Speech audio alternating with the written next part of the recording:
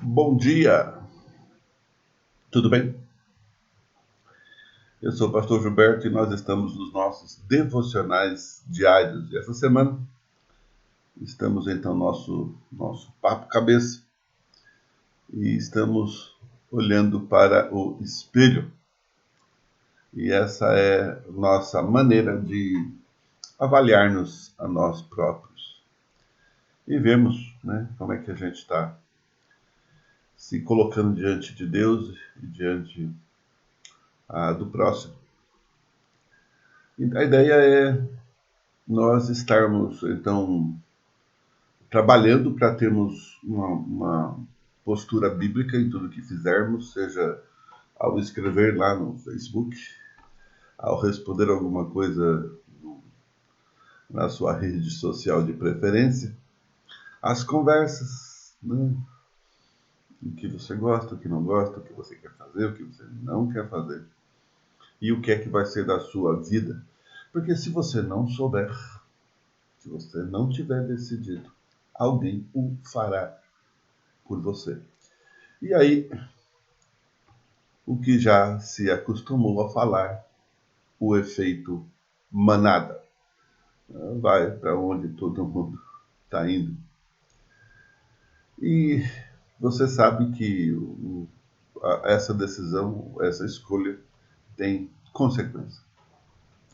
E aí depois você vai em algum momento da vida ficar chorando, dizendo assim, puxa vida, eu errei numa coisinha tão pequena e agora eu estou sofrendo consequências. Deus não é justo. Deus é justo, tanto que ele deixa você escolher. Mas ele te dá capacidade de fazer melhores escolhas. Mas se você, né, já fez uma bobagem, a hora é de ter paciência, esperar no Senhor porque ele te ama e ele vai te dar o melhor. Certamente ele já te deu saída. Mas a saída não é rápida normalmente, então você vai ter que aprender todo o processo, né? Para você passar do primeiro ano para o segundo ano primário, por exemplo, leva quanto tempo? Quanto? Um ano, né?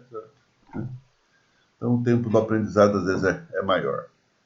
Então nós vamos começar o nosso assunto aqui em Lucas capítulo 15, e o nosso assunto hoje é um assunto um pouco um pouco diferente do que nós estávamos tratando até ontem. E hoje nós vamos falar sobre pessoas que amam, né? Então depois de cinco uh, conversas sobre situações de pessoas que estavam vivendo momentos de reflexão por conta de estarem vivendo debaixo de hipocrisia, a questão da falta de condições de entender, talvez, que o grande projeto de Deus é que a gente seja capaz de entender o momento e as dificuldades, né? Talvez inflexível, talvez arrogante ou indiferente, não sei. Né? A gente teve 5 momentos para olhar para isso e certamente você pode ter muito mais tempo, pode voltar para os textos, para as nossas conversas e encontrar uma resposta melhor para você, não é? Então hoje nosso assunto é outro, nosso assunto é pessoas que amam, dentro da mesma proposta e avaliar se nós estamos de olho no espelho ou não. O nosso texto, Lucas 15, de 1 a 7, a gente vai lendo conforme a gente vai andando aqui, tá bom? Pergunta, né? Quem ama quem? Esse é um assunto que o texto vai tratar aqui, né? E nós temos 2 conflitos aqui, né? Eu vou ler o primeiro versículo que vai ajudar a gente a trabalhar. Aliás, os dois. Aproximavam-se de Jesus todos os publicanos e pecadores para o ouvir, e murmuravam os fariseus e os escribas, dizendo: Este recebe pecadores e come com eles. Bom, então nós temos algumas classes aqui de pessoas que são pecadores. Os publicanos, né, os cobradores de impostos, os pecadores sem referência, os gerais, e os religiosos, que são os fariseus e os escribas. É importante a gente ter esse contexto na mente que vai ajudando a gente a entender. Eu vou ler os versos todos, tá bom?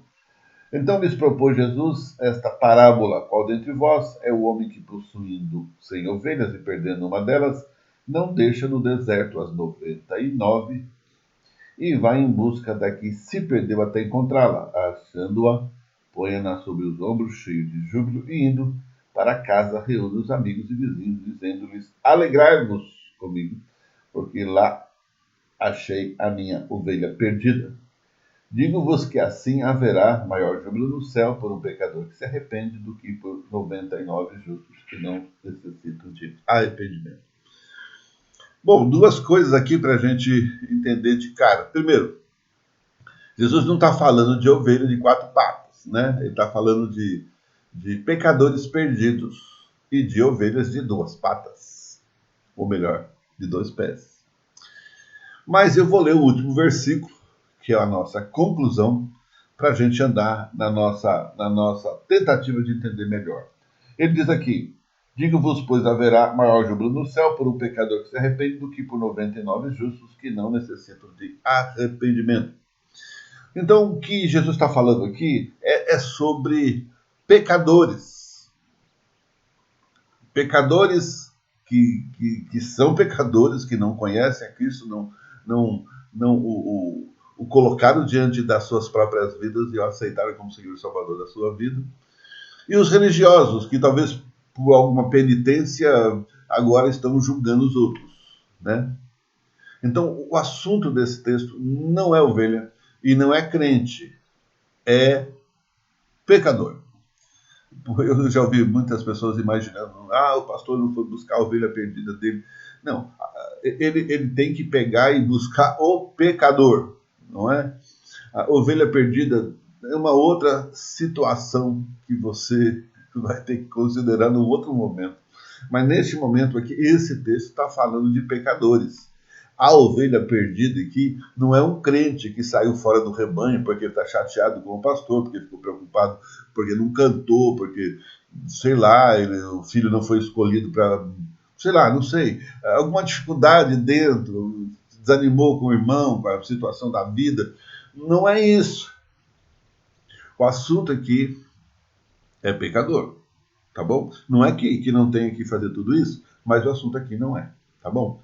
Bom, o que vai falar aqui nos versos 1 e 2, nós já lemos esses 2 textos, é que os religiosos são colocados como bons e justos, e o pecador, bom, o pecador é pecador, não é? Então esses justos, esses pecadores religiosos, ou os religiosos, né, que Jesus já deu o final aqui, nós já lemos. Então os escribas diziam que o pecador não pode ser amado por Deus. E não é verdade. Deus ama o pecador. Na verdade, Deus ama todo ser humano. E a vontade de Deus é que todos sejam salvos. Deus ama. Deus ama antes do seu arrependimento? Claro, né? Porque Deus nos amou desde o começo. Deus nos ama sempre. Mas Deus vai deixar você, como amor dele, ir para o inferno? A decisão é sua. Ele vai te amar e vai estar pronto para te ajudar a mudar a vida, né? Resultado de andar com Deus é mudança de vida, não é? Não é o contrário, eu mudo de vida e agora Deus tem que me atender. Não, não é isso, né? Não é o justo que deve ir de encontro ao pecador, de acordo com a mentalidade da religiosidade judaica, né? Então não era Deus que ia atrás do pecador, era o pecador que ia atrás de Deus. O justo deve apontar o pecado e o pecador. E não é verdade, né? Deus pensa de forma diferente e age diferente.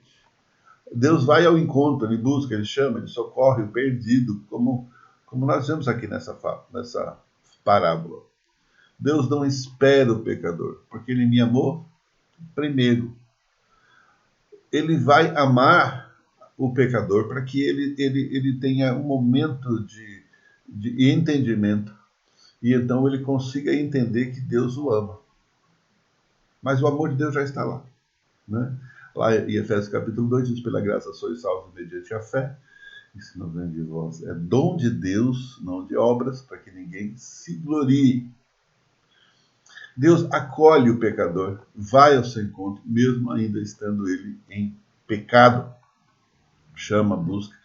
A mudança de vida vai vir naturalmente no convívio com Jesus e com os irmãos em Cristo, com a igreja, com o povo de Deus. Ele vai vendo que dá para ser uma pessoa diferente, porque ele é capaz de agir diferente. Ele é capaz de amar quando ele não é amado. Ele é capaz de deixar vingança para Deus. A Bíblia diz isso, né? Deus já fala, eu sou o vingador. Segunda coisa, nós precisamos, então, por conta desse amor para Deus, amar os pecadores. Então, você e eu precisamos amar os pecadores. A parábola diz de forma clara, não é? Jesus já disse que é o bom pastor, ele vai em busca daquele que se perdeu e procura e não desiste até encontrar. E nós vamos ver de uma maneira muito clara. Deus já falou lá em Ezequiel capítulo 18, ele fala, vocês pensam que eu gosto de ver um homem mau morrer? Não, eu gostaria de vê-lo arrependido e viver. Não essa vida aqui, talvez ele está nos estertores da morte, mas a vida eterna. Porque essa vida, lembra, a 60, 70, 80, o que passar é enfado e canseira. Timóteo capítulo 2, Paulo vai dizer que Deus deseja que todos os homens sejam salvos e cheguem ao pleno conhecimento da verdade. E Jesus mostra a alegria do Pai de Deus para um pecador que se arrepende e a festa no céu. E o último ponto nosso aqui é os pecadores religiosos no céu, que vai falar aqui nos versículos de 6 e 7.